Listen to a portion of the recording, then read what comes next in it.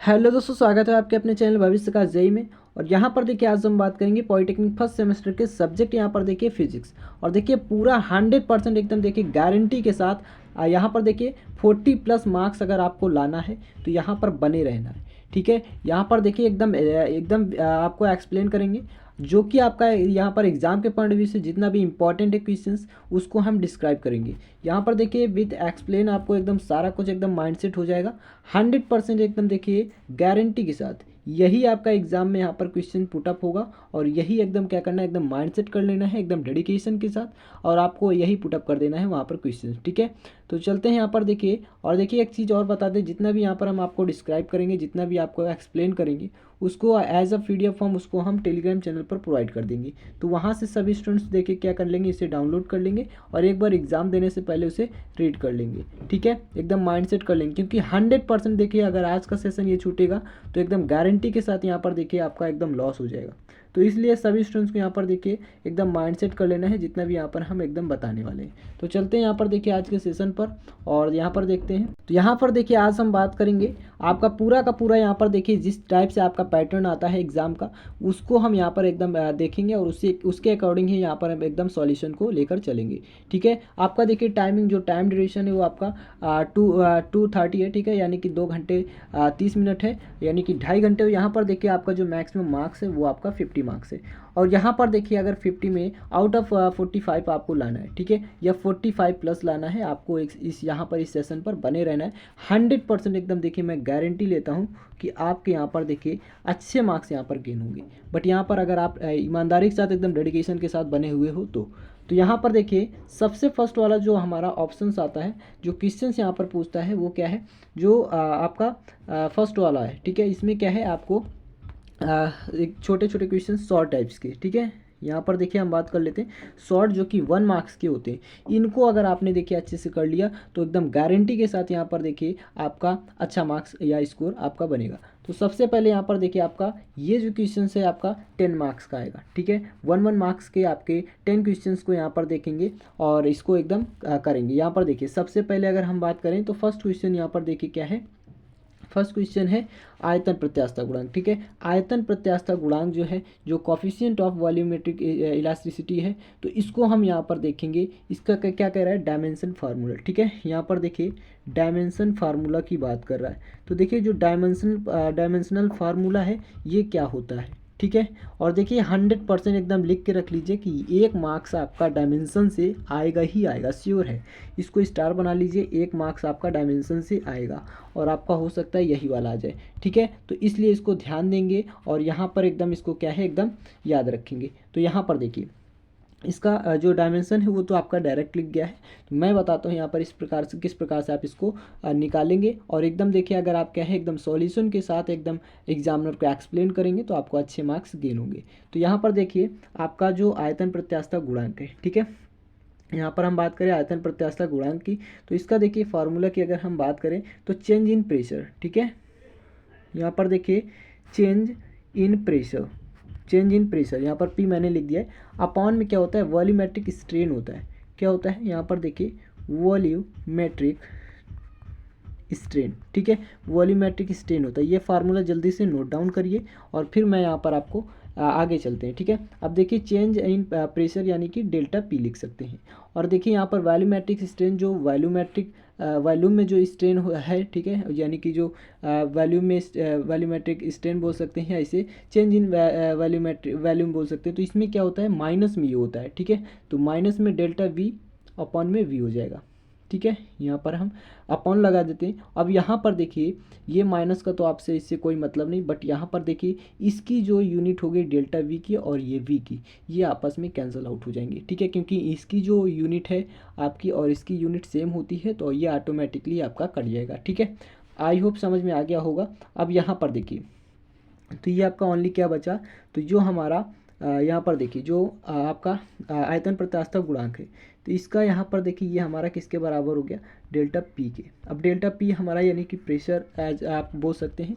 तो प्रेशर जो है ये हमारा क्या होता है, तो फोर्स अपॉन, यहाँ पर देखिए फोर्स अपॉन एरिया होता है, ठीक है। प्रेशर यानी पी बराबर एफ अपॉन ए होता है। तो एफ अपॉन या ए होगा। तो यहाँ पर देखिए एफ की हमारी जो डायमेंशन होती है, वैसे अगर हम डायरेक्ट बताएं तो आपका MLT-2 होती है, ठीक है। और यहाँ पर देखिए अगर आपको इस प्रकार से नहीं याद है तो आप इसको F बराबर एम ए भी जानते हैं, ठीक है। F बराबर एम ए जानते हैं। एम यानी कि एम, और यहाँ पर देखिए ए यानी कि एक्सीलरेशन होता है, यानी कि त्वरण। तो एक्सीलरेशन जो होता है यहाँ पर देखिए, यहाँ पर मैं लिख देता हूँ, इसकी जो यूनिट होती है वो क्या, डायमेंशन होती है वो क्या होती है, LT-2 होती है, ठीक है। इसको याद रखिएगा आप, जो छोटे छोटे डायमेंशन इसको याद रखेंगे, ये भी आपका एग्जाम में पूछा जा सकता है, तो इसलिए आपको याद रखना है। तो देखिए मैं यहाँ पर डायरेक्ट आपको यहाँ पर अब निकाल के दिखा देता हूँ, ठीक है। तो यहाँ पर देखिए डेल्टा पी बराबर मैंने बताया कि यहाँ पर एफ अपॉन ए, तो देखिए एफ अपॉन यानी न्यूटन पर मीटर स्क्वायर यूनिट हो गई। तो यहाँ पर देखिए एम ए, ठीक है, मैंने बताया एम ए और अपॉन में ए। तो एम का मतलब हो गया एम, ठीक है, बड़े कोष्टक में लिखते हैं डायमेंशन को। और LT-2 होती है हमारी किसकी, एक्सीलरेशन की डायमेंशन, ठीक है। नेक्स्ट हम यहाँ पर देखिए ए यानी कि एरिया, तो L स्क्वायर हो जाएगा, ठीक है। क्या हो जाएगा, L स्क्वायर। अब यहाँ पर देखिए MLT-2 हो जाएगा, MLT ऊपर की हम बात कर रहे हैं, MLT-2 हो जाएगा। नीचे क्या हो जाएगा, नीचे L स्क्वायर हो जाएगा, ठीक है। आप देखते हैं इसको ऊपर पहुँचाते हैं तो क्या हो जाएगा, देखिए L 2 है, यहाँ पर 1 है, ये 2 प्लस का है ये वाला, तो ये ऊपर जाएगा तो माइनस का 2 हो जाएगा, ठीक है। तो 1 - 2 यानी कि -1, तो हमारा क्या हो जाएगा, यहाँ पर देखिए ML इनवर्स T-2, ठीक है। समझ में आया या नहीं आया, आई होप समझ में आ गया होगा। देखिए यही चीज़ आपका आया हुआ है, तो उम्मीद करते हैं आप सभी को समझ में आ गया होगा। नेक्स्ट हम बात कर लेते हैं दो परस्पर लंबवत, ठीक है, जो कि क्या है, परपेंडिकुलर है, ठीक है। जो दो वेक्टर हैं ए और बी, जो कि क्या है, परपेंडिकुलर है, और इनका जो अदिश गुणनफल है ना, अदिश गुणनफल यानी कि जो आपका स्केलर, ठीक है, स्केलर जो कोफिशिएंट होगा या फैक्टर होगा वो हमारा ऑलवेज 0 होगा। ये इसको याद रखना है, ये आपका पूरा का पूरा जो इसको आपको याद रखना है, ये ऑलवेज 0 होता है, ठीक है। नेक्स्ट हम बात कर लेते हैं इसमें, देखिए नेक्स्ट है आपका यहाँ पर देखिए सिग्निफिकेंट जो फिगर है, ठीक है, यानी कि जो सार्थक अंक है, इसके बारे में बात कर लेते हैं। इसका भी एक मार्क्स का आपको क्वेश्चन 100% आता है एग्जाम में, इसको भी आप स्टार बना लीजिए। आपका एक क्वेश्चन श्योर है कि आपके एग्जाम में ये पुटअप होना है, ठीक है। तो यहाँ पर देखिए सार्थक अंक पूछ लेता है, सिग्निफिकेंट फिगर जो है यहाँ पर जो नंबर है ये पूछ लेता है। देखिए 0.34250, तो इसमें सार्थक अंकों की संख्या कह रहा है, तो जहाँ दशमलव है, ठीक है, देखिए 1 2 3 4 5, ठीक है, 5 डिजिट के बाद पॉइंट है, तो आप राइट साइड से काउंट करेंगे, पॉइंट हमारा यहाँ पर है, ठीक है, तो यानी कि 5। तो हमारा जो सार्थक अंकों की संख्या है वो क्या है, 5 हो जाएगी, ठीक है। यही हमारा राइट आंसर हो जाएगा।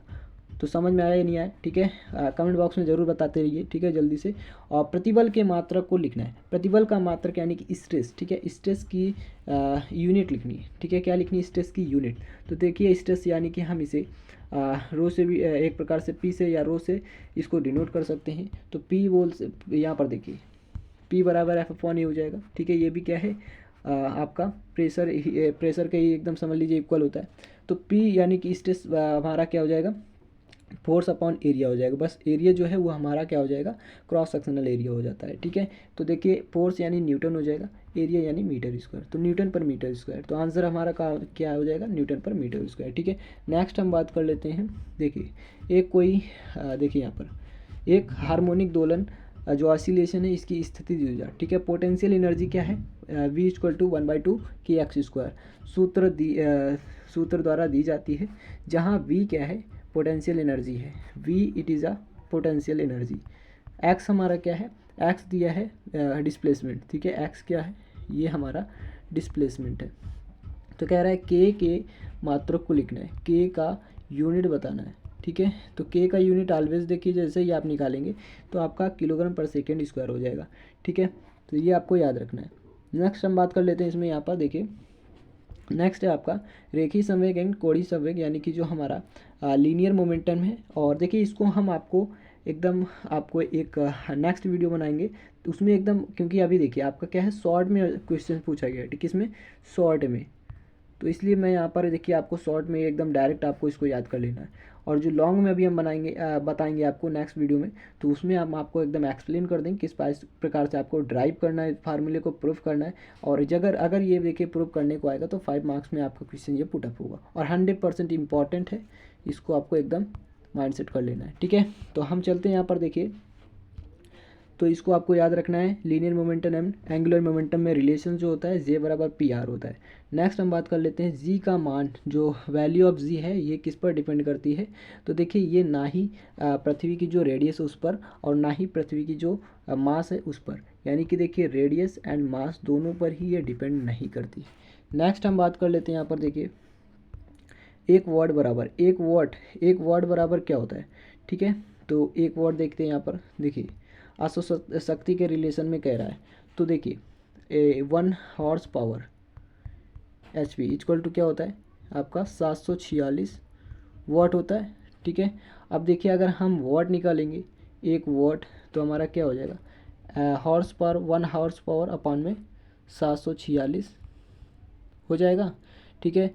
तो एक अश्व शक्ति अपॉन में 746 हो जाएगा, ठीक है। तो यही हमारा करेक्ट आंसर हो जाएगा, option C is the right option. Next हम बात कर लेते हैं, नेक्स्ट यहाँ पर देखिए क्या है,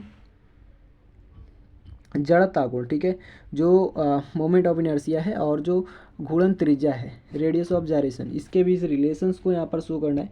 इसका भी यहाँ पर देखिए आई बराबर क्या होता है, एम के स्क्वायर होता है, ठीक है। अगर रेडियस के संबंध में बात करें तो एम आर स्क्वायर होता है, क्या होता है, एम आर स्क्वायर, ठीक है। तो यहाँ पर के है तो के इस संबंध में है, तो हमारा ये वाला है। और यहाँ पर कोई भी फार्मूला इस टाइप का नहीं दिख रहा है, ये गलत है, स्क्वायर नहीं है, ये 2/3 ये भी गलत है। हम बात कर लेते हैं अब इसको रूट के फॉर्म में, देखिए क्या निकलता है क्या। यहाँ पर देखिए आई बराबर के बराबर निकाल लेते हैं, ठीक है, क्या निकाल लेते हैं, के बराबर। तो देखिए आई बराबर होता है एम के स्क्वायर, तो के स्क्वायर बराबर हो जाएगा आई अपॉन एम। तो के बराबर क्या हो जाएगा, के बराबर ये स्क्वायर हट जाएगा, रूट लग जाएगा, तो रूट आई अपॉन एम। तो ऑप्शन है कोई, ऑप्शन सी है, ठीक है। तो option C is the right option. Next हम बात कर लेते हैं यहाँ पर देखिए, यहाँ पर देखते हैं, नेक्स्ट है यहाँ पर देखिए, दो समान द्रव्यमान के कण हैं R1 और R2, ये दो पार्टिकल हैं और समान द्रव्यमान के, त्रिज्या के वृत्तीय पथ पर एक समान चाल से गति कर रहे हैं, उनके अभिकेंद्र त्वरण का अनुपात। अब देखिए अभिकेंद्र त्वरण जो सेंट्रीफ्यूगल एक जो है आपका एक्सीलरेशन, ठीक है, तो अभिकेंद्र त्वरण इसका अनुपात क्या हो जाएगा, R2/R1 हो जाएगा, ठीक है। दैट इज करेक्ट हो जाएगा हमारा R2/R1। नेक्स्ट हम बात कर लेते हैं, चंद्रमा पर पलायन वेग का मान पृथ्वी की तुलना में होता है। तो चंद्रमा पर जो पलायन वेग का मान होता है वो कितना होता है, पृथ्वी की तुलना में हमारा ऑलवेज कम होता है, इसको याद रखना है। जो स्कैप वेलोसिटी की बात कर रहा है, ठीक है, तो पृथ्वी की तुलना में ये ऑलवेज कम होगा। नेक्स्ट हम बात कर लेते हैं एक समतापी प्रक्रम में जो हमारा आइसोथर्मल प्रोसेस है, हम बात कर रहे हैं आइसोथर्मल प्रोसेस की। तो आइसोथर्मल जो प्रोसेस है इसमें आपको याद रखना है कि टी हमारा जो टेम्परेचर होता है ये कांस्टेंट होता है, ठीक है। बारीक प्रोसेस में आपका इसी प्रकार से जो आइसोथर्मल इसमें टेम्परेचर हमारा कांस्टेंट हो जाता है, ठीक है। अब देखिए आइसोबारिक इसी प्रकार से पी, तो इस आपको ये याद रखना है, ठीक है। नेक्स्ट हम बात कर लेते हैं, कहाँ गया, देखिए ये आपका है, नेक्स्ट आपका ये क्वेश्चन हो गया है, तो कहाँ गया, ताप, तो ताप हमारा नियत रहता है, तो ऑप्शन हमारा फर्स्ट करेक्ट हो जाएगा। नेक्स्ट आपका सेकंड वाला क्वेश्चन आपका आता है, 2 मार्क्स के आपके क्वेश्चंस होते हैं और 5 क्वेश्चंस आपको अटैम्प्ट करने होते हैं, टोटल 7 क्वेश्चंस आपको पुटअप होते हैं, जिसमें से आपको 5 क्वेश्चंस आपको सॉल्व करने होते हैं। तो फर्स्ट क्वेश्चन यहाँ पर देखिए क्या है, डायमेंशन से है और 100% डायमेंशन से आपको एक शॉर्ट मिलेगा, एक 2 मार्क्स वाला मिलेगा, एक 1 मार्क्स एक 2 मार्क्स, ठीक है। तो किसी कण का विस्थापन x है जो समय t पर निर्भर करता है, निम्न समीकरण द्वारा दिया जाता है, ठीक है। और देखिए ये समीकरण दिया गया है, तो कह रहा है कि इसकी x की विमा, ठीक है, यहाँ पर देखिए a और b की विमा लिखनी है, ये आपको समीकरण दिया है। तो यहाँ पर देख लेते हैं, समीकरण आपको ये दिया है, तो यहाँ से हम निकाल लेते हैं x की विमा जो होगी, ठीक है। यहाँ पर देखिए x की जो विमा है, देखिए एक्स की विमा हमारी इसके बराबर हो जाएगी, और जो हमारा बी की विमा जो हमारा बी की इसकी विमा अगर निकालेंगे हम, ठीक है, किसकी, देखिए एक्स की विमा हमारी ए टी स्क्वायर के बराबर हो जाएगी।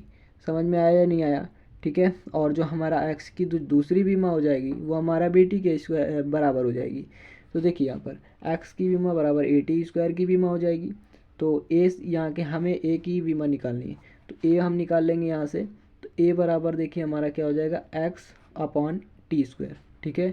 तो यहाँ पर देखिए एक्स जो है, एक्स हमारा एल हो जाएगा ये, और देखिए टी हमारा टी स्क्वायर है तो हमारा टी स्क्वायर हो जाएगा, तो ये ऊपर जाएगा तो एल टी माइनस टू हो जाएगा। तो ये हमारा ए की आ गई, किसकी आ गई, ए की, एल टी माइनस टू। यही हमारी किसकी होती है डायमेंशन, ये एक्सीलरेशन की डायमेंशन होती है। एक्स की विमा बराबर बी टी की विमा हो जाएगी बराबर, तो बी की विमा बराबर एक्स अपॉन ये एक्स अपॉन टी हो जाएगी, ठीक है। तो एक्स हमारा एल ही है और टी हमारा सिंपली टी है, तो ये ऊपर चला जाएगा तो एल टी इन्वर्स हो जाएगा, ठीक है। तो ये हमारा फाइनली ए बी का आंसर आ गया। नेक्स्ट हम बात कर लेते हैं। नेक्स्ट इसी में देखिए यहाँ पर अगर हम बात करें तो देखिए नेक्स्ट क्वेश्चन है, दो वेक्टर हैं जो कि a vector equal to 3i cap plus j cap plus k cap, and b जो वेक्टर है ये 2i cap minus j cap minus plus two k cap है, ठीक है। तो ए मल्टीप्लाई बी वेक्टर निकालना है, इसकी गणना करना है, ठीक है। तो यहाँ पर देखिए ए बी ये दिया है, गिवन लिख देंगे, गिवन डाटा इक्वल टू ये। उसके बाद देखिए हमारा जो क्रॉस वाला जो मेथड होता है वो क्या होता है, यहाँ पर देख लीजिए, आई जे कैप आपको इस तरह से लिख लेना है, आई कैप जे कैप के कैप, और आई की वैल्यू आपको देखिए इस तरफ लिखनी, जैसे ये आई की वैल्यू ये आई की वैल्यू, इन दोनों को आपको क्या लिखना है, एक कॉलम में लिखना है, ठीक है। इसी प्रकार से जे को कॉलम में लिखना है, आई को, जे को, के को इसी प्रकार से लिख देना है। उसके बाद आप यहाँ पर देखिए जैसे आप करते हैं सारणिक मेथड से उसी प्रकार से आपको कर देना है, फाइनली आपका आ जाएगा, ठीक है।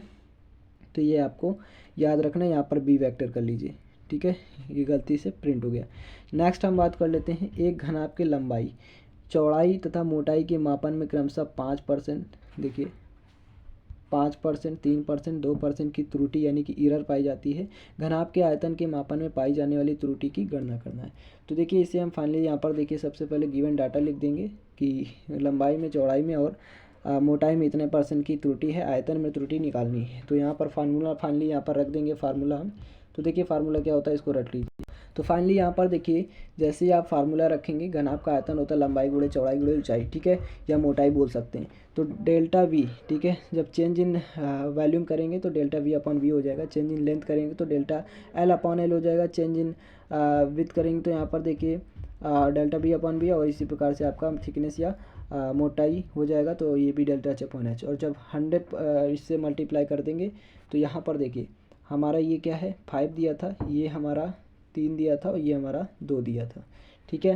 तो ये हमारा देखिए % हम यहाँ पर लगा दें या 100 लगा दें, ठीक है, % बराबर 100, तो हमने यहाँ पर % लगा दिया, तो टोटल 5, 3, 2, 10 हो जाएगा, ठीक है। 8, 2, 10 यहाँ पर % लगा दिया तो ये हमारा कन्वर्ट हो गया। नेक्स्ट इसी में क्वेश्चन है, एक ब्लॉक का स्थिर अवस्था में एक क्षैतिज मेज पर भार 10 न्यूटन, ठीक है, क्या है, जो भार है वो 10 न्यूटन का है, यानी कि हम W बोले या mg बोले, ये हमारा क्या है 10 न्यूटन का है। और कह रहा है कि ब्लॉक तथा मेज के बीच स्थैतिक घर्षण गुणांक यानी कि स्टैटिक फ्रिक्शन कॉफिशिएंट जो है, फ्रिक्शन कॉफिशिएंट ये 0.5, ठीक है। यहाँ पर FR, ये यहाँ पर देखिए एक प्रकार, यहाँ पर देखिए 1 मिनट, देखिए यहाँ पर हम क्या बोले, जो हमारा म्यू दिया हुआ है, ठीक है, देखिए W बराबर हमारा दिया है 10 न्यूटन और म्यू, ठीक है, म्यू हमारा दिया है क्या 0.5, ठीक है। यहाँ पर देखिए ब्लॉक की गति को शुरू करने के लिए क्षैतिज बल का मान, तो क्षैतिज बल का मान यानी F निकालना है, ठीक है। तो यहाँ पर देखिए किस प्रकार से निकालेंगे, तो फार्मूला फाइनली हम जानते हैं कि F बराबर म्यू एस आर होता है, क्या होता है, देखिए फार्मूला होता है F बराबर म्यू एस आर। तो म्यू एस यहाँ पर देखिए क्या दिया हुआ था, जो म्यू एस है वो हमारा 0.5 यानी कि म्यू हमारा दिया था 0.5 और मल्टीप्लाई, देखिए आर की वैल्यू ही हमारी mg है, तो आर की वैल्यू कितनी है 10 है, तो यानी कि हमारा कितना 5 न्यूटन आ जाएगा।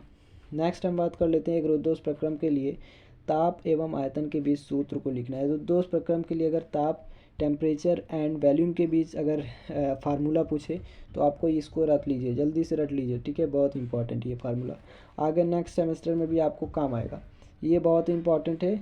आपको T V gamma -1 equal to constant, इसको याद रख लीजिए, ठीक है। जो एडियाबेटिक प्रोसेस की हम बात कर रहे हैं, जब भी पूछे एडियाबेटिक प्रोसेस, ठीक है, एडियाबेटिक प्रोसेस की बात करें तो आपको ये याद रखना है कि आपका टीवी की पावर गामा -1 होता है इक्वल टू कांस्टेंट। प्रत्यास्थता को परिभाषित करना है, किसको, इलास्टिसिटी, ठीक है, किसको परिभाषित करना है, इलास्टिसिटी क्या होता है, व्हाट इज इलास्टिसिटी, ठीक है। इलास्टिसिटी जो है वो किसे कहते हैं, और कह रहा है कि हुक्स लॉ को डिफाइन करना है, बहुत इंपॉर्टेंट है, वेरी वेरी इंपॉर्टेंट। इसको स्टार बनाते जाइए जितना बना पाए, ठीक है, इसको स्टार बना लीजिए, बहुत इंपॉर्टेंट ये क्वेश्चंस, और 100% ये आपके क्वेश्चंस एग्जाम में रखा हुआ है और नेक्स्ट सेमेस्टर में भी ये काम आएगा, ठीक है। देखिए इलास्टिसिटी क्या है, जब हमारा मान लीजिए कोई हमारी बॉडी है, ठीक है, इस पर जब हम क्या करते हैं, कोई भी फोर्स अप्लाई करते हैं तो वो हमारी बॉडी जो है वो हमारी उसमें कुछ ना कुछ चेंजमेंट हो जाता है, ठीक है। अब जब चेंजमेंट होगा और जब हम फोर्स उसको हटा लेंगे, ठीक है, फिर से वो अपनी रिगेन साइज में वापस आ जाएगी, तो वो हमारी इलास्टिसिटी कहलाती है। जैसे आपका रबर हो गया, क्या हो गया, रबर, ठीक है। तो जब किसी पिंड पर बल या भार लगाया जाता है तो वो पिंड क्या है, अपने अपने पहले वाले आकार में चेंज कर जाती है। उसके बाद जैसे ही हम फोर्स हटा लेते हैं वो पहले पूर्व अवस्था में वापस आ जाती है, उसे हम कहते हैं इलास्टिसिटी, ठीक है। तो ये आपको याद रखना है। अब देखिए हम बात कर लेते हैं यहाँ पर, देखिए हुक्स लॉ की, ठीक है। हुक्स लॉ क्या है, देखिए हुक्स लॉ की हम बात कर रहे हैं, तो हुक्स लॉ फॉर जनरली क्या है कि जो आपका स्ट्रेस होता है, ठीक है, क्या होता है, स्ट्रेस, या सिग्मा भी बोल सकते हैं इसे, सिग्मा, ठीक है। स्ट्रेस प्रोपोर्शनल होता है स्ट्रेन के, क्या होता है, स्ट्रेस प्रोपोर्शनल स्ट्रेन के होता है। तो इसको आपको याद रखना है, यानी कि यहाँ पर देखिए जो हमारा प्रतिबल होता है, ठीक है, यहाँ पर देखिए प्रतिबल विकृति के यहाँ पर देखिए अनुक्रमानुपाती होता है, यानी कि प्रतिबल जो होगा वो नियतांक हो जाएगा, ठीक है। तो यही हमारा हुक्स लॉ है, जो प्रतिबल अपॉन विकृति, ठीक है। तो ये आपको याद रखना है, दोनों प्रोपोर्शनल होते हैं। नेक्स्ट हम बात कर लेते हैं first law of thermodynamics. First law of thermodynamics क्या है, तो आपको ये याद रखना है, जब देखिए किसी सिस्टम पर या किसी भी निकाय पर लगाए जाने वाली जो ऊर्जा है वो उसमें यहाँ पर देखिए, एक मिनट यहाँ पर देखते हैं, देखिए उसकी जो ऊष्मा है, ठीक है, ऊष्मा जो है और जो उसमें उसके द्वारा किया गया जो वर्क है, कार्य है, उसके ऋणात्मक के बराबर होता है, ठीक है। ये हमारा क्या है, ऊष्मागतिकी का फर्स्ट लॉ, थर्मोडायनेमिक्स का फर्स्ट लॉ है। यहाँ पर देखिए, इसको देख लीजिएगा, ये आपको जो यहाँ पर फार्मूला दिख रहा है ये इंपॉर्टेंट है, इसको एकदम रट लीजिए, माइंड सेट कर लीजिए।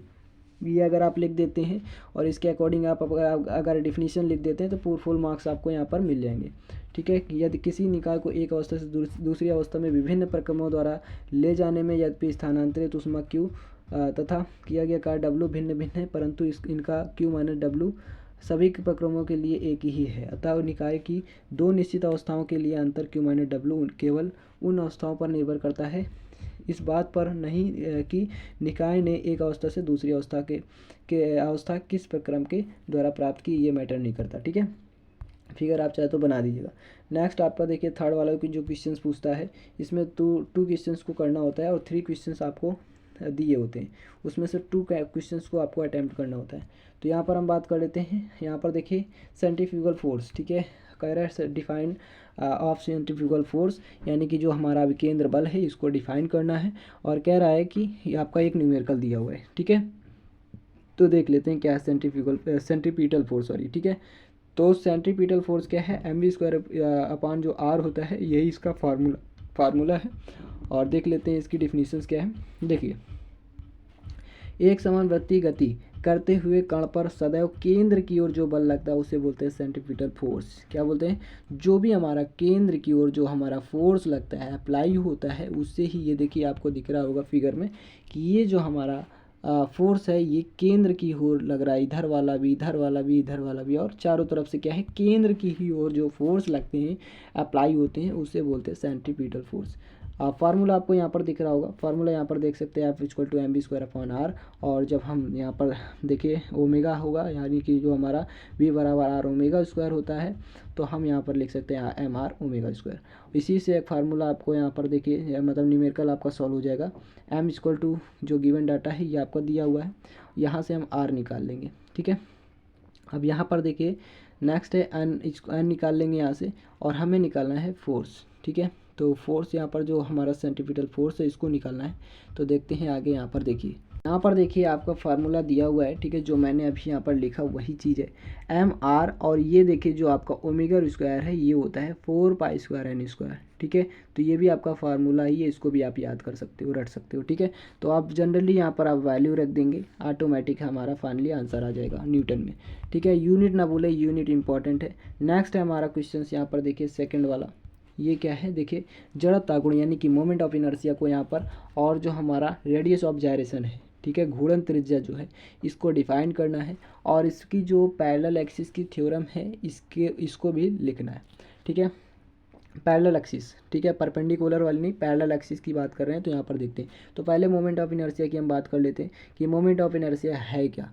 तो यहाँ पर देखिए मोमेंट ऑफ इनर्शिया जो है, देखिए जब कोई पिंड किसी अक्ष के परितः घूर्णन गति करता है तो उसमें अपनी अवस्था परिवर्तन करने का जो विरोध करने की जो टेंडेंसी होती है, ठीक है, जो विरोध करने की जो टेंडेंसी होती है वो हमारा क्या है, उस मतलब वही हमारा मोमेंट ऑफ इनर्शिया की जो क्वालिटी वही है, ठीक है, क्योंकि यही हमारा इसका अपोजिशन करने का टेंडेंसी रखती है। यहाँ पर देखिए गुणन गति करते हुए वस्तु का घूर्णन अक्ष के परितः जड़ता गुण वस्तु का वह गुण है जो बाहरी बल आघूर्ण द्वारा उत्पन्न वस्तु की घूर्णन गति में परिवर्तन करने का विरोध करती है, ठीक है। जो भी क्या करती है, अपोजिशन करती है मतलब अपोजिट साइड, तो वो हमारा क्या होती है, वही हमारा मोमेंट ऑफ इनर्शिया होती है, ठीक है। टेंडेंसी है अपोजिशन की, ठीक है। ये आप रेडियस ऑफ जायरेशन क्या होती है, देखिए रेडियस ऑफ जायरेशन जो है उसे हम यहाँ पर देखिए के से डिनोट करते हैं। अब के देखिए हमने बताया था I = mk², क्या बताया था, देखिए I = mk²। अब I = mk² बताया था, तो k बराबर हमने यहाँ पर निकाल दिया था √I/m, ठीक है। तो यहाँ से आप लिख सकते हैं, यहीं से आप अपनी डिफिनीशंस को यहाँ पर डिफाइन कर सकते हैं, कोई प्रॉब्लम नहीं है, ठीक है। पूरे फुल मार्क्स आपको मिल जाएंगे। किसी वस्तु की घूर्णन अक्ष के परितः परिभ्रमण त्रिज्या जो है वो घूर्णन अक्ष से वह दूरी है जिसके वर्ग को वस्तु के समस्त द्रव्यमान से गुणा करने पर प्राप्त गुणनफल वस्तु की घूर्णन अक्ष के परितः जड़ता आघूर्ण के बराबर होता है, ठीक है। यानी वही चीज़ें यहाँ पर देखिए, चाहे इस वाले फंक्शन से हम डिफिनीशंस को डिफाइन करें या हम इस वाले से डिफाइन कर दे, कोई दिक्कत नहीं है, आपको फुल मार्क्स आपको मिल जाएंगे, ठीक है। तो जो हमारा मास है और जो हमारी दूरी है, इसके डिस्टेंस देखिए, जो मास है हमारा और जो डिस्टेंस के स्क्वायर का जो गुणनफल है दोनों का, वही हमारा कहलाता है रेडियस ऑफ जायरेशन। नेक्स्ट हम बात कर लेते हैं, इसकी जो यूनिट है वो होती है मीटर। बहुत इंपॉर्टेंट है ये, ठीक है, इसको आप वेरी वेरी इंपॉर्टेंट लिख लीजिए, ठीक है, वेरी वेरी इंपॉर्टेंट। नेक्स्ट हम बात कर लेते हैं जो पैरेलल एक्सिस की थ्योरम होती है वो क्या होती है। यहाँ पर देखिए प्रूफ करने को मैं आपको देखिए ज़्यादा आपका मतलब पहले पूछा जाता था, अब आपका प्रूफ करने का नहीं आएगा, ठीक है, स्टेटमेंट पूछ लेगा ओनली। तो यहाँ पर देखिए किसी वस्तु का किसी अक्ष के परितः जो हम मोमेंट ऑफ इनर्शिया है, ठीक है, उस वस्तु के द्रव्यमान केंद्र को जाने वाली समांतर अक्ष के परितः जड़त्वाघूर्ण तथा वस्तु के द्रव्यमान m व दोनों अक्षों के बीच लंबवत दूरी a के वर्ग के गुणनफल के योग के बराबर होती है, जिस प्रकार से यहाँ पर देखिए आपको दिख रहा है, ठीक है। तो डन फाइनली आप क्या कर सकते हैं, ये याद रखेंगे, ऑटोमेटिक ही ये आप लिख देंगे जो हमारा क्या है आपका इसका स्टेटमेंट है, ठीक है। अगर बोल देता परपेंडिकुलर एक्सिस थ्योरम, परपेंडिकुलर, ठीक है, परपेंडिकुलर एक्सिस थ्योरम की अगर बात करता तो आपका क्या हो जाता, I बराबर I(x) + I(y)y), ठीक है, आपको ये याद रखना है।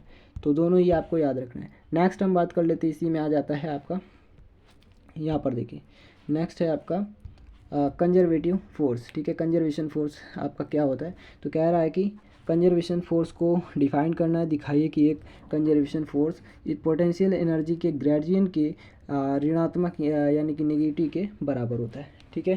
तो यहाँ पर देखिए कंजर्वेशन फोर्स क्या होता है, संरक्षी बल वह बल है जिसमें एक कण के दो बिंदुओं के बीच ले जाने में किया गया जो कार्य होता है लिए गए पथ से स्वतंत्र होता है। अर्थात यदि कोई कण बंद लूप में गमन करता है तो इस संरक्षी बल द्वारा किया गया कुल कार्य शून्य होता है। ठीक है, यहाँ पर देखते हैं तो ये आपको यहाँ पर देखिए गुरुत्वाकर्षण बल हो गया और ये एग्जाम्पल है किसके, ये आपका कंजर्वेटिव फोर्स के एग्जाम्पल है। जैसे आपका ग्रेविटेशनल फोर्स हो गया, क्या हो गया, मैं यहाँ पर बात कर रहा हूँ ग्रेविटेशनल फोर्स की। स्प्रिंग फोर्स हो गया, जैसे आप ओरिजिनल शेप में रिगेन कर जाती है। ठीक है, दो आवेशों के बीच लगने वाला जो इलेक्ट्रोस्टैटिक फोर्स हो गया, ये संरक्षी बल के एग्जाम्पल है।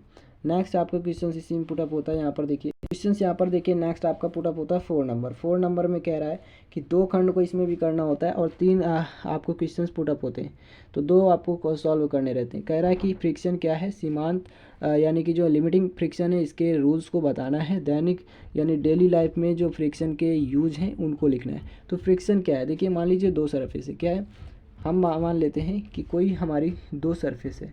ठीक है, दो सरफेस है और इन दो सरफेसों के बीच जो फ्रिक्शन क्रिएट होता है, ठीक है, उसका विरोध करने के लिए। ठीक है, अब यहाँ पर देखिए जैसे क्या है, आप साइकिल चलाते हैं, ठीक है, तो फिर साइकिल चलाने में क्या होती है आपको जब आप किसी रफनेस प्लेस पर चलाएंगे तो उसमें वहाँ पर ज़्यादा फ्रिक्शन लगता है, और अगर रोड वगैरह हम चला रहे हैं तो आपका फ्रिक्शन वहाँ पर कम लगता है। ठीक है, मतलब अपोजिशन करता है आपकी डायरेक्शंस, आपका जो मूवमेंट है उसको, तो वो हमारा फ्रिक्शन। देखिए तो यहाँ पर देखिए जब दो पिंड परस्पर संपर्क में आते हैं तथा एक दूसरे पर फिसलते हैं या अपेक्षित गति करते हैं तब प्रत्येक बल दूसरे तल पर एक बल आरोपित करता है जो पिंडों की अपेक्षित गति का विरोध करता है।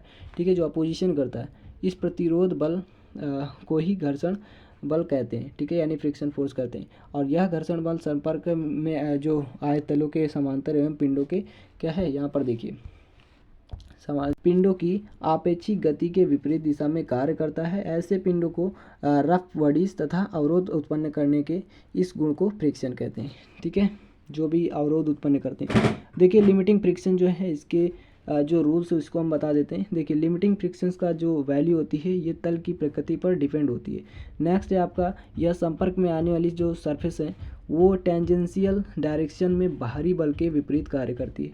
इसका मान दोनों सतहों के अभिलंब प्रतिक्रिया के समानुपाती होता है, जैसे कि यहाँ पर देख सकते हैं आप ये।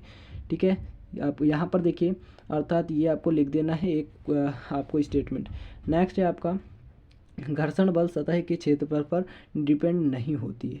ठीक है, जो घर्षण बल है फ्रिक्शन फोर्स है वो जो क्षेत्रफल है इस पर डिपेंड नहीं करती है, ये आपको मतलब लिख देना है। घर्षण बल का मान पदार्थ पर निर्भर करता है, ये याद यहाँ पर लिख देना है। देखिए नेक्स्ट है डेली लाइफ में जो इनके यूज हैं उसको हम यहाँ पर डिफाइन कर रहे हैं। नट बोल्ट कसने की ठोकने में सहायक हैं, और यहाँ पर देखिए ज़मीन पर चलने में सहायक है, वाहन के ब्रेक लगाने में सहायक है, कागज़ पर लिखने में सहायक है।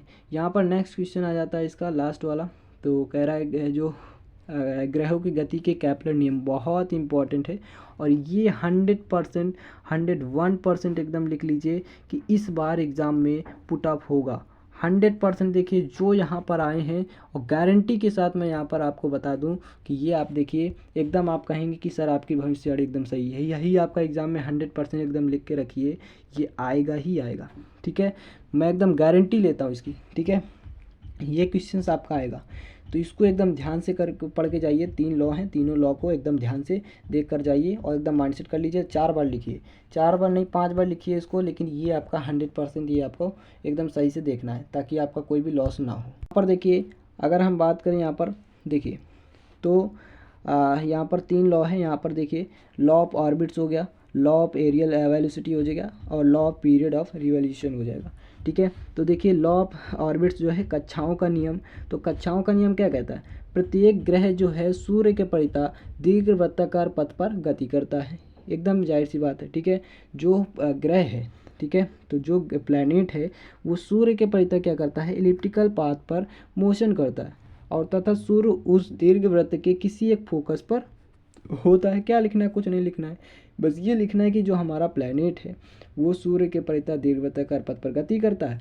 और उस दीर्घवृत्ताकार जो सूर्य है उस दीर्घवृत्त के किसी एक फोकस पर स्थित होता है।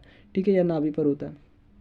का जो क्षेत्रीय चाल का नियम है ये क्या कहता है कि किसी ग्रह कक्षीय तल में ग्रह तथा सूर्य को मिलाने वाली रेखा समान समय अंतराल में समान क्षेत्र तय करती है। अर्थात ग्रह तथा सूर्य को मिलाने वाली रेखा को ही क्या कहते हैं, क्षेत्रफल। जो रेखा की जो क्षेत्रफली चाल होती है वो नियत होती है, कांस्टेंट होती है। ये आपको याद रखना है, ठीक है। इसमें रिलेशन आप देखिए, या तीसरा यहाँ पर देखिए परिक्रमण काल का नियम। तो ये क्या कहता है, सूर्य के चारों ओर किसी ग्रह द्वारा एक चक्कर पूरा करने में लगा समय, अर्थात ग्रह के सूर्य के परिक्रमण काल टी का वर्ग जो है उसकी दीर्घ वृत्ताकार कक्षा के अर्ध दीर्घ अक्ष के वृत्ति घात के अनुक्रमानुपाती होता है, लाइक इज, ठीक है। लाइक दैट ये देखिए आपका T square proportional T Q, ये आपको लिखना है। अगर आपको यही याद है तो आपको ये लिखने की ज़रूरत नहीं है, आप बनाकर भी लिख सकते हैं, ठीक है। तो ये आपको लिख देना है। तो यहाँ पर देखिए जैसे ही टी स्क्वायर, यहाँ पर हम इसको प्रोपोर्शनल का साइन हटाएंगे तो हमारा के जो है ये आपका कांस्टेंट हो जाएगा। तो यहाँ पर देखिए नेक्स्ट आपका क्वेश्चन आ जाता है 7 नंबर, इसी में अथवा करके यहाँ पर देखिए क्या लिखा है, ऊष्मा चालकता गुणांक को यानी कि जो हीट थर्मल कोएफिशिएंट है या थर्मल कंडक्टिविटी कोएफिशिएंट है, इसको डिफाइन करना है। एक एल्यूमिनियम छड़ की लंबाई 1 मीटर तथा क्षेत्रफल 5 सेंटीमीटर स्क्वायर है। इसके एक सिरे को 250 डिग्री सेंटीग्रेड तथा दूसरे सिरे को 50 डिग्री सेंटीग्रेड रखा जाता है। छड़ यानी कि जो रॉड है उसमें 5 मिनट में बहने वाली ऊष्मा की मात्रा की गणना करनी है, उसको कैलकुलेट करना है। तो यहाँ पर देखिए के बराबर इतना दिया है और यहाँ पर सबसे पहले हमको ये डिफाइन करना है जो हमारा कोएफिशिएंट ऑफ हीट या थर्मल कंडक्टिविटी है, ठीक है। तो देखिए ये क्या होता है, फार्मूला ही इसका अगर आप लिख देंगे तो इसको लिखने ये आप उसी से लिख देंगे, ठीक है। अभी फार्मूला आपको दिखाते हैं। तो यहाँ पर देखिए किसी पदार्थ का ऊष्मा चालकता गुणांक ऊष्मा की वह मात्रा है जो स्थायी अवस्था में उस पदार्थ के 1 मीटर लंबे, यहाँ पर देखिए, तथा 1 मीटर स्क्वायर अनुप्रस्थ परिच्छेद क्षेत्रफल में 1 सेकेंड में प्रवाहित होती है, जबकि क्षण के दोनों सिरों के तापांतर 1 डिग्री सेंटीग्रेड हो तथा ऊष्मा का चालन क्षण के दोनों सिरों के लंबवत हो। यही हमारा कोएफिशिएंट ऑफ थर्मल कंडक्टिविटी कहलाता है। बहुत इंपॉर्टेंट है, इसको भी आप एकदम लिख लीजिए, ठीक है। ये भी आपका बहुत इंपॉर्टेंट है, एग्जाम में ये भी आपका आएगा, ठीक है। तो इसको आपको लिख लेना है। नेक्स्ट हम यहाँ पर देखिए अगर हम बात करें तो इसका फार्मूला देखिए जनरली आपको याद रखना है, के से हम इसको डिनोट करते हैं कोएफिशिएंट ऑफ थर्मल कंडक्टिविटी को, और ये हमारा फार्मूला होता है क्यू इंटू डी अपॉन में ए, मतलब जो थर्मल डिफरेंस है उसके, ठीक है। थीटा 1 माइनस थीटा 2 या टी, ठीक है, या थीटा 2 माइनस थीटा 1 भी आप लिख सकते हैं, ठीक है, टी। तो इसका जो यूनिट है ये जूल प्रति मीटर डिग्री सेंटीग्रेड सेकेंड होता है, ये यूनिट पूछ लेता है, ठीक है। 1 नंबर क्वेश्चन में ये आपका आ सकता है, इसको याद रखेंगे, बहुत इंपॉर्टेंट है। इससे रिलेटेड आपका जो क्वेश्चन आएगा शॉर्ट भी पूछ सकता है, और शॉर्ट मैंने बता दिया आपका यूनिट पूछ सकता है, और लॉन्ग भी पूछ सकता है। तो ये आपको याद रखना है, और इसका डायमेंशन भी पूछ सकता है, किसी ना किसी तरीके से आपका ये क्वेश्चन आ सकता है।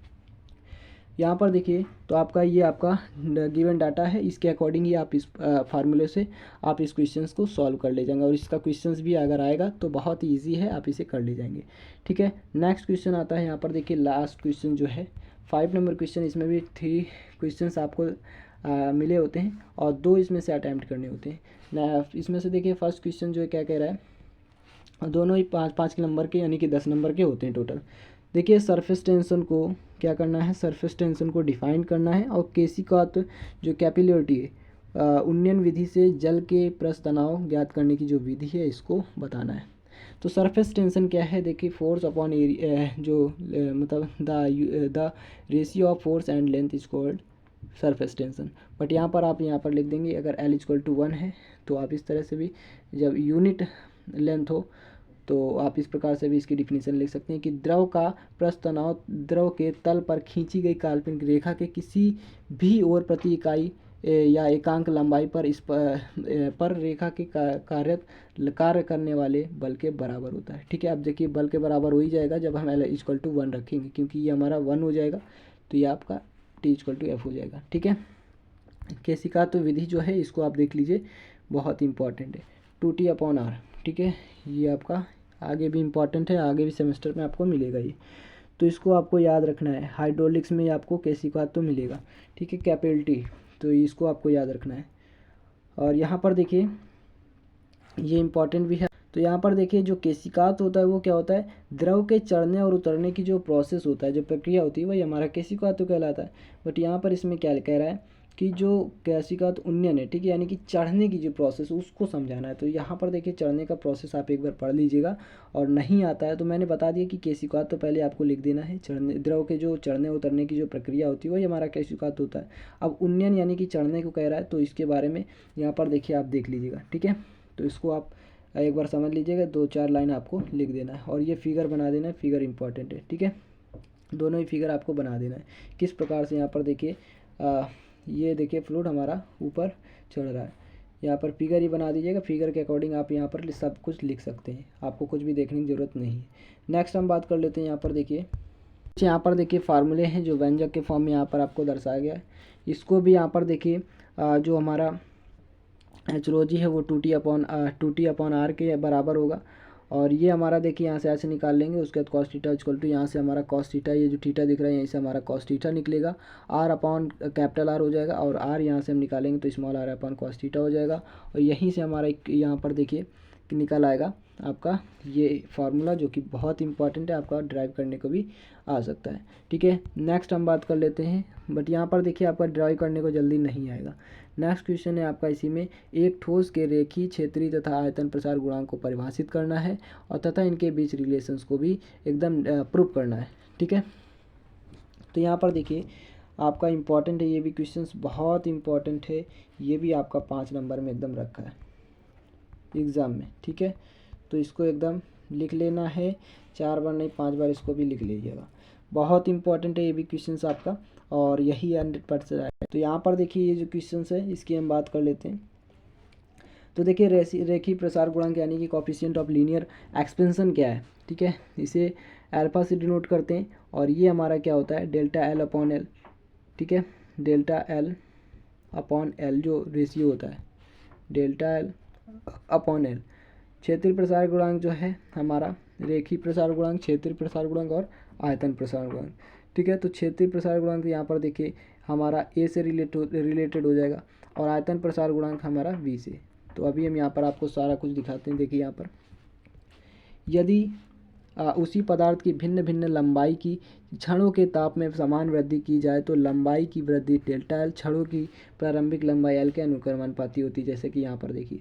और उसके बाद जैसे हम डेल्टा टी मतलब टी में वृद्धि करेंगे तो हमारा यहाँ पर देखिए क्षण की लंबाई में वृद्धि डेल्टा L है, और ताप में हमारा क्या हो जाएगा डेल्टा टी, ये हमारा अनुक्रमानुपाती हो जाएगा दोनों। उसके बाद equation first and equation second से हम यहाँ पर देखेंगे तो हमारा ये आ जाएगा। उसके बाद हम यहाँ से फार्मूला निकाल देते हैं, अल्फा इक्वल टू क्या हो जाएगा, देखिए डेल्टा L/, देखिए L इंटू डेल्टा टी, ठीक है, ये आपको याद रखना है। ये हमारा हो गया रेखीय प्रसार गुणांक, और क्षेत्रीय प्रसार गुणांक में बस क्या करना है आपको ए कर देना है, ठीक है, ए कर देना है। और इसी प्रकार से आयतन प्रसार गुणांक में आपको वी कर देना है जहाँ जहाँ ए, ठीक है। तो ये आपको याद रखना है। अब यहाँ पर देखिए यानी कि लंबाई में वृद्धि प्रारंभिक लंबाई इंटू ताप में वृद्धि, इसी प्रकार से ये भी है। अब देखिए हम बात कर लेते हैं आपका जो देखिए क्षेत्रीय प्रसार गुणांक को हम बीटा से डिनोट करते हैं, किससे, बीटा से डिनोट करते हैं, ठीक है, क्षेत्रीय प्रसार जो गुणांक है। और इसी प्रकार से अगर हम बात करें तो आपका जो आयतन प्रसार गुणांक है उसे हम वी से गामा से डिनोट करते हैं, और ये भी हमारा क्या होता है आपका आयतन में वृद्धि अपॉन प्रारंभिक आयतन हो जाएगा, और इंटू ताप में वृद्धि, ठीक है। इसी प्रकार से सारा एकदम सेम है। अब हम बात कर इसमें यहाँ पर देखिए संबंध जो है, ठीक है, संबंध की अगर हम बात करें तो यहाँ पर देखिए किसी वस्तु के एक आयताकार पटल को उनके वर्गाकार क्षेत्रों में विभाजित किया जा सकता है। अब यहाँ पर अल्फा बराबर 3 गामा होता है, क्या होता है अल्फा बराबर 3 गामा, इसको लिख लीजिए, ये हमारा रिलेशन है, ठीक है। और अल्फा बीटा गामा का रेशियो अगर देखें अल्फा बीटा गामा का तो 1:3 होता है, ठीक है, 1:2:3। तो इसको आप लोग देख लीजिएगा। बर्नौली थ्योरम बहुत इंपॉर्टेंट है, वेरी वेरी इंपॉर्टेंट आपको बर्नौली थ्योरम है, बर्नौलीज थ्योरम बहुत इंपॉर्टेंट है, ठीक है। ये भी आपका 100% 101% आपका ये आपका आएगा एग्जाम में, तो बहुत इंपॉर्टेंट है बर्नौली थ्योरम। जो बता रहे हैं देखिए एकदम एग्जैक्ट आपको एकदम करेक्ट एकदम वे में आपको एकदम ये समझ लेना है, एकदम नोट कर लेना है, और दिमाग में एकदम बैठा लेना है कि यही आपका एग्ज़ाम में एकदम रखा हुआ है। तो देखिए बर्नौली थ्योरम क्या होती है, जब किसी धारा रेखीय प्रवाह में जब कोई अशांत असंपीडित तथा अशांत द्रव एक स्थान से दूसरे स्थान तक धारा रेखीय प्रवाह में प्रवाहित होता है तो उसके मार्ग के प्रत्येक बिंदु पर प्रति एकांक आयतन की लंबाई में कुल ऊर्जा का योग एक नियतांक होता है। जितनी यानी कि जितनी भी एनर्जी है हमारी, ठीक है, जितनी भी एनर्जी होगी टोटल यहाँ पर देखिए वो हमारा टोटल एनर्जी का योग जो होगा वो हमारा कांस्टेंट होगा। ये आपको याद रखना है। तो ये आपको फिगर बना देना है। उसके बाद यहाँ पर देखिए यहाँ पर आपको क्या करना है, ये आप सारा को देखिए एकदम फिगर बना लीजिएगा। फिगर बहुत ही ईजी है, आपको बना लेना है। उसके बाद यहाँ पर देखिए हम आपको नेक्स्ट भी आप वीडियो में आपको बता देंगे किस प्रकार से इसको ड्राइव करना है, और इसमें भी हम आपको बता देते हैं ताकि आपको कोई भी यहाँ पर प्रॉब्लम ना हो। तो देखिए यहाँ पर बस ये जो थ्योरी है ये आपको थोड़ा कम कर देना है, ठीक है। देखिए कह रहा है कि जो हमारा कार्य होगा तो डब्ल्यू हमारा होगा वो हमारा बल गुणे दूरी के बराबर हो जाएगा। तो बल हमारा P इंटू ए हो जाएगा, क्योंकि हम P बराबर F/A होता है। तो यहाँ से हमारा जो फोर्स निकलेगा वो इन दोनों को गुणा हो जाएगा, ठीक है। तो ये देखिए आपका है, और एक के लिए निकाल रहे हैं तो P1 A1 हो जाएगा, और ये हमारा दूरी V1 हो रहेगा, ठीक है। नेक्स्ट 1 सेकंड में y सिरे से निकलने वाले द्रव का जो किया गया कार्य है वो हमारा इस प्रकार से जस्ट सेम रहेगा, ठीक है। आपका V2 हो जाएगा दूसरे के लिए, और यहाँ पर अगर हम डिफरेंस निकाल लें, इनका कुछ नेट कार्य निकाल लें तो हमारा इसको घटा देंगे, ठीक है। इसमें डिफरेंस कर देंगे। उसके बाद देखिए यहाँ पर तो हमारा A1 V1 बराबर क्या हो जाएगा A2 V2 और इक्वल टू m/, यहाँ पर देखिए। तो यहाँ पर देखिए इसको भी आप एक लाइन जो है इसको देख लीजिएगा।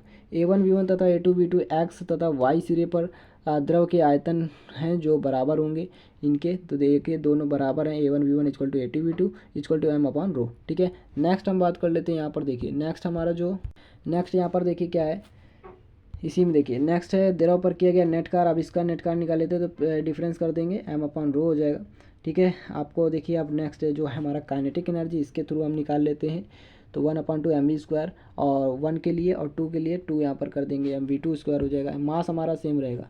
तो यहाँ पर देखिए गतिज ऊर्जा में वृद्धि की अगर हम बात करें तो 1/2 m, इन दोनों का डिफरेंस कर देंगे। इसी प्रकार से जो हमारा पोटेंशियल एनर्जी है 1 के लिए mg1 हो जाएगा, 2 के लिए mg2s2 हो जाएगा, ठीक है। mgh1 mgh2 डिफरेंस कर देंगे, हमारा टोटल आ जाएगा स्थितिज ऊर्जा में कमी, और इनको हम डिफरेंस पूरे को कर देंगे इक्वेशन फर्स्ट एंड सेकंड, ठीक है, मतलब थर्ड फोर्थ मान सकते हैं।